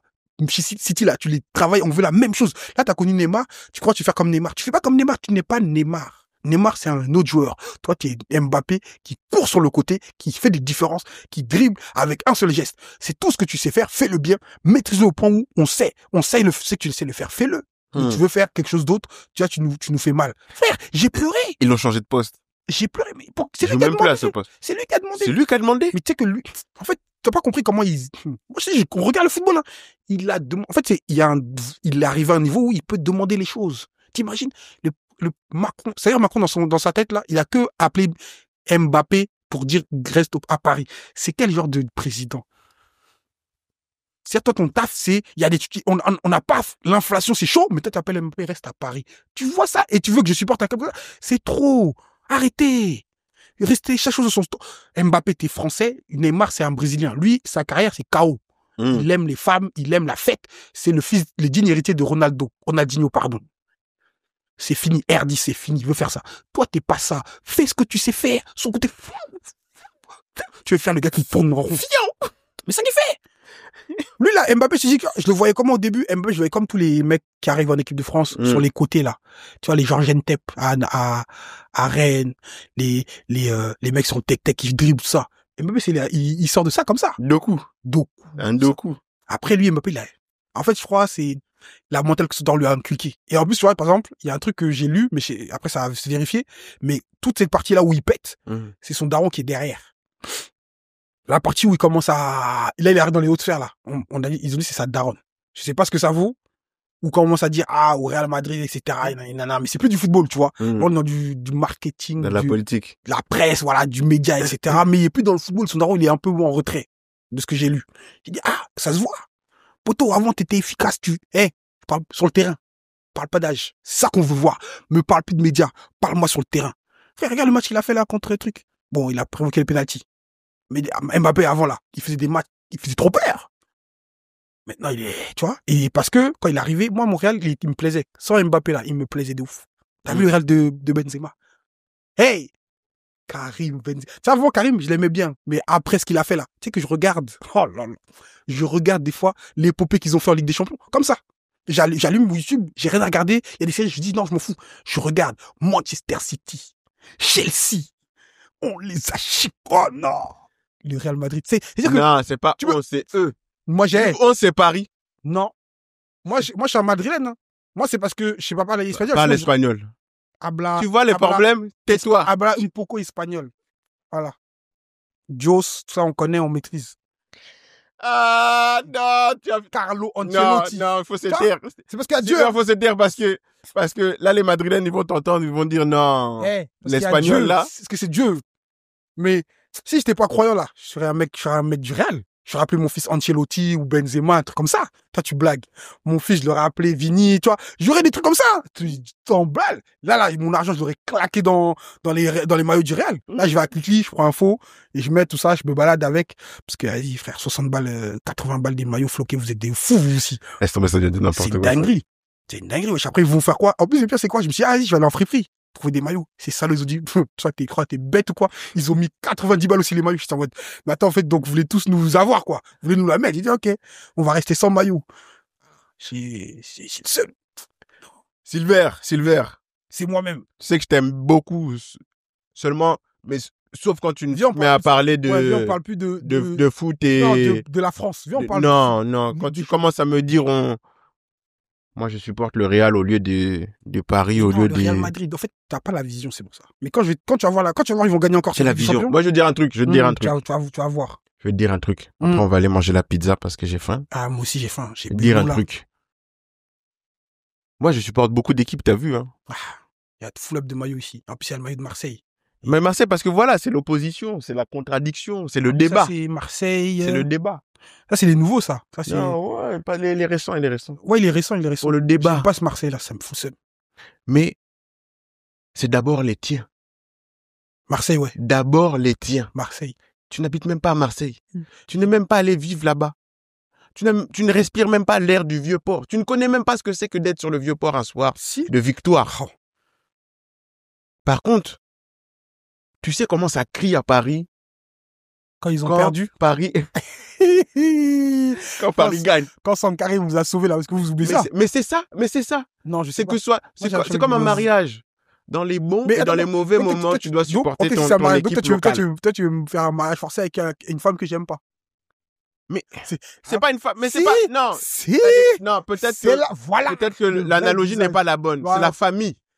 C'est la famille. C'est la famille. J'ai choisi ma famille. On t'a élevé à Paris. Qui m'a élevé? Tu as gagné ton argent à Paris. Jamais. Tu es un fruit du financement de la région, du département. Il faut supporter. La même région. Il faut acheter les maillots de Paris pour reverser l'argent. Tu envoies des avis d'expulsion aux gens là. C'est vrai. Mais Marseille, ils font la même chose aussi. Oui. C'est pour ça que je préfère les avis. Ça, c'est la France. Ça, c'est un autre débat. Je préfère qu'on m'expulse, où j'entends les mouettes, tu vois, où on me parle, mon petit, tu vois, je préfère qu'on me parle comme ça, tu vois, je préfère ça. Je préfère avoir full up de Comoriens. Ici, il n'y a pas de Comoriens. Mais toi, t'es de Noisy, il y a un match Bondy-Noisy, t'es pour Bondy. Non, pas du tout. Si, t'es de ce genre de gars. Pas du tout. Si on doit résumer, Bondy, ce genre de gars. J'ai des potes à moi, ils sont à Bondy. Dior. Syrie. Oui. Syrie, monsieur, je vais recommencer. Silver. Dicoche. Silver, merci d'être venu. Merci à toi. Merci d'être venu. C'était un plaisir d'avoir cet échange avec toi là sur l'aspect de l'humour. C'est vraiment. Il y a deux mi-temps. Il y a deux mi-temps. Jésus, c'est sympa. Deux mi-temps, je fous rien. Mais comment tu veux faire ça? Tais-toi là-bas. Tais-toi. Ils ont vu Dicoche, ils ont dit, mais attends, Dicoche, il est virulent comme ça. Quand on parle de foot. Le foot, ça, c'est incroyable, hein. Comment ça te sort de tes gonds facile. Faut voir comment j'ai pleuré quand Côte d'Ivoire, ils ont perdu, là. Ah, laisse tomber. Le pays pleurait. Jusqu'à la météo. Moi, j'ai rigolé. Non, c'est méchant. Mais c'était très marrant. C'était très marrant parce que les Ivoiriens, ils étaient déjà trop sûrs qu'ils allaient gagner au début. Frère, faut voir comment ils étaient. Mais l'histoire, elle est belle. La fin, elle est incroyable. Des histoires. Et c'est là que je me dis, là, footballistiquement, on est que dans des belles histoires. Tu vois, les Leverkusen, là, l'année dernière. T'es mal histoire. Alonso, en plus, Alonso, il arrive. Oh là. Le Real Madrid. Aïe, aïe, aïe. Vous êtes pas prêts. On va virer Rudiger là, parce qu'il commence à me faire mal à la tête, lui, avec son façon il défend. On va mettre, le fils spirituel de Ramos là. J'ai oublié comment il s'appelle là. J'ai oublié comment il s'appelle là. Ils veulent Saliba, je crois. Ouais, mais vas-y. En vrai, Saliba, c'est comme j'ai fait longtemps, je regarde plus Arsenal. Apparemment, il est dans le top défenseur là. Bien sûr. Tu vois, donc, Arsenal, ils m'ont trop énervé. Donc, et débat. J'ai un débat là, en ce moment, avec des gens. Le coach de Manchester City, Pep Guardiola, frère, là, il arrive à une fin d'ère. C'est la fin de son ère, là. Et tous les coachs qui font comme lui, là, c'est bientôt la fin de son ère. C'est pour ça que je suis content, parce que Paris, là, c'est bientôt la fin de vous. Parce que pourquoi? Vous jouez sans attaquant, votre milieu, il est fourni, ça, c'est très beau. Mais c'est bientôt la fin. Parce que votre chef, dans ça, là, il trouve plus les solutions. Il va à la retraite. Il a besoin d'un Haaland. Il est obligé d'être Haaland. Donc, vous allez commencer à voir que tout le monde, parce que c'est vous qui dirigez. Quand il y a un gars qui marche avec une technique, tout le monde fait la même technique. Partout, c'est comme ça. Et ça, là, le chef de ça, là, il arrive au bout. Donc, vous avez 3 ou 4 ans de retard. Mais quand vous allez arriver là, et ça, vous êtes pareil, vous êtes dans ça, hein. Là, vous êtes dans votre prime de ça. Quand City bouffait tout le monde là, c'est ça, vous êtes vous êtes chaud dans ça. C'est pas exactement la même chose. C'est pas exactement la même chose parce qu'il y a à la fois du Pep Guardiola et il y a de la foi à la fois chez Luis Enrique, une volonté de contre-attaquer de manière rapide et de récupérer la balle très très rapidement. Bon, après ça c'est aussi une partie de la méthode de Guardiola. Ils ont 10 secondes pour récupérer la balle. Ouais, le truc que t'as très bien dit, c'est vraiment les contre-attaques que Guardiola ça tu le voyais, des contre-attaques comme ça, aussi rapides, aussi lui il veut régulier, une intensité. Non, vous avez de quoi. Mais le problème c'est quoi? C'est que ça c'est aux aléas, ça tient aux aléas des transferts, aux aléas des blessures, etc. Quand vous allez arriver, le chef de ça c'est Guardiola. Là on est arrivé, on l'a vu. Là, il a la fin. S'il trouve la solution, vous avez peut-être une porte de sortie. Mais c'est pas vrai. Moi, je trouve que Guardiola moi, je suis plus fan de ce que Luis Enrique est en train de proposer là en deuxième partie en début de 2025 que ce que le Barça proposait. Le Barça, c'était relou. C'était pas agréable à voir. C'était beau, mais il y avait pas c'était pas, ça te prenait pas par le cœur, tu vois ce que je veux dire. C'était beau la première année, tu voyais une passe. Après, au bout d'un moment, c'était devenu dégoûtant. Là, ce qui est bien avec le PSG de Luis Enrique, c'est que ça va fort en défense. Ça conserve le ballon. C'est technique au milieu. Derrière, Pacho, il est en train de se révéler comme pas possible. T'as Hakimi et Mendes qui sont capables de faire des courses incroyables sur le côté. Et devant, je sais pas ce qui s'est passé. Je sais pas quel genre de prière il nous a fait. Certains disent que c'est le mariage. Dembélé, ou c'est sa fille. Les bisous qu'elle doit lui faire sa fille le soir. C'est avant de dormir. Oh, je t'aime, papa. Ça là, ça l'a transformé. Écoute, moi depuis le début, je dis si ce gars juste il cadre, juste si Dembélé il cadre, Dembélé, incroyable. Ballon d'or. Juste s'il cadre. Vous abusez. Là maintenant il cadre. Et il marque. Non, vous abusez parce qu'en fait, Ballon d'or jusqu'avant, on en parlait avec Ahmed Sparrow avant. Ballon d'or jusqu'avant, en début d'année, on a eu le podcast ici, on disait qui? Oui. On disait Mohamed Salah. Maintenant, Mohamed Salah, regarde comment il s'est fait. Non, il s'est fait tard. Mais regarde. Moi, je suis de la team. Vous parlez trop vite. Parce qu'un ballon d'or, ça peut jouer sur 6 mois. Ou sur 2 mois. Tu fais les 2 derniers mois, Non, mais c'était sur sa carrière. Mohamed Salah, tu peux le donner ballon d'or. Mais regarde ce qu'il a fait là. Et comme là, vous allez le juger sur ça, vous allez dire non, on veut plus le donner. Mais pensez après. Tu vois, avant ce que il a fait. Regarde, Dembélé, on était chaud. Le match de Liverpool aller là. Tout le monde a dit, est-ce que je vais le donner le ballon d'or avec ce match-là? Non. Maintenant, il a fait le match là qu'il a fait. Vous êtes là, vous voulez le redonner. Moi, je dis, les gars, la saison. Non, moi, j'ai rien dit sur son match aller à Dembélé. Hein. Non, pas le match aller. Moi, je te parle de tout. Moi, je te parle de, vous parlez trop sur le coup. Sur le fait, il y a certains, il faut dire, Dembélé, c'est depuis, mais là, il est revenu là. Depuis cette saison. Moi, je pense à sa fille, elle a dit, papa, est-ce que tu peux mettre des buts? Il a dit, ma fille, je vais mettre des buts. Parce qu'avant, sa femme, elle aimait des buts. Elle dit, vas-y, toi, là. Je crois que tu peux pas prendre le football. Ses enfants, ils ont dit, papa, est-ce que tu peux me faire ça comme cadeau? Je veux juste des buts. Et c'est ça qui s'est passé. Parce que comment il joue là? Avant, Dembélé, j'avais l'impression, tu sais quoi? Au quartier, tu vois trop ces genres de joueurs. C'est quand il arrive devant les buts. Il aime trop la rigolade. Il bombarde. Tu sais qu'il peut tirer doucement, mais il veut tirer fort. Pour faire quoi? Pour envoyer un signe, pour dire, hey, je vais t'allumer. Tu sais, quand il tire Dembélé, je vois trop un gars du quartier qui veut tirer dans ta tête. T'as comment tirer? Il est à côté du but. Le balle, elle fonce. Tu dis, mais pourquoi tu veux tirer fort comme ça? Mets un petit plat, tu peux glisser la balle. Mais les buts qu'il mettait à vous. Non, c'est trop. C'est pour ça que je dis, Dembélé, là, ce qu'il a fait, c'est bien. Il est devenu le patron. Sachant qu'on l'attendait pas là. C'est lui le boss maintenant. Il comprend, il sait. Maintenant, voilà. Je pense que sa fille, elle a aidé. Faites des enfants. Peut-être ça va vous aider à devenir un peu plus sage. Maintenant, c'est ça. Mais, je réitère. Je pense que tout ça là, Dembélé, les fins de vie. Donc, qui va le remplacer? Et les fins de vie, il a 27 ans. Mais c'est bientôt, vous avez encore 5 ans max. Mais 5 ans max. C'est 5 ans. Ouais, c'est beaucoup. Et toi et moi, c'est que c'est beaucoup, mais c'est à la fois rapide. Frère, toi et moi, on se rappelle quand Benzema, il débutait à Lyon. Quand il jouait contre Manchester, Ligue des Champions, tac, il glissait tout seul, bah, tu dis, wesh. Là, aujourd'hui, c'est que Benzema, il est assis, à Abu Dhabi ou je sais pas où, là. Il joue son match, tu dis, non, Benzema. Et d'ailleurs, je rappelle, merci Benzema pour la Ligue des Champions. Oh là là. Silver. Toi, on va pas t'arrêter ici, là. Vous rigolez? Ballon d'or du peuple! Voilà. Silver. Merci d'être venu au micro du podcast. T'es le bienvenu. Quand tu veux, tu connais le chemin maintenant. C'est là, comment tu dis ça, le gars, il habite loin, il dit venez. Viens quand tu veux. Viens quand tu veux, t'es le bienvenu.